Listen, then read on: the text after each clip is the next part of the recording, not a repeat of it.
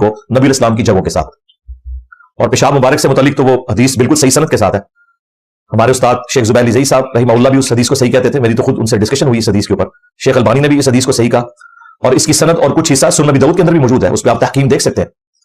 और बकिया हदीस जो है अल मौजमुल कबीर तबरानी के अंदर मौजूद है, और मजमू ज़वाइद के अंदर भी इमाम हैसमी ने उस हदीस को सही कहा। इसकी सेहत में किसी का इख्तिलाफ नहीं है कि नबी इस्लाम की एक खादमा थी, वो आप सल्लल्लाहु अलैहि वसल्लम की खिदमत पे मामूर थी।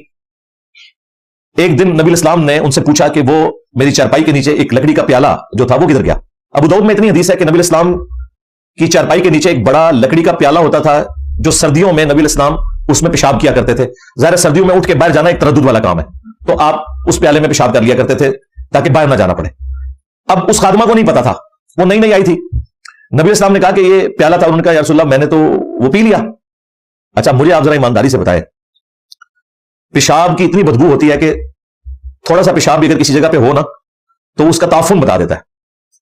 अब लकड़ी का प्याला जिसमें नबी इस्लाम का पेशाब था वो उस सहाबिया ने पी लिया और उसे नहीं पता चला, वरना अगर उसे पता होता ना पेशाब उसने नहीं पीना था, जानबूझ के नहीं पिया। ये ज़हन में रखिएगा, ये जो खादिम रिजवी साहब और ये बाकी लोग जो बना के चीजें पेश करते हैं ना नबी इस्लाम के इस तरीके से पेशाब मुबारक के बारे में, वो बिल्कुल एग्जैजरेशन है, वो दूसरी एक्सट्रीम है, उसको नहीं हम मानते।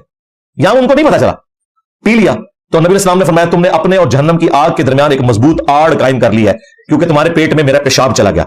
लेकिन आपने कभी अपना पेशाब मुबारक किसी को पीने के लिए नहीं दिया।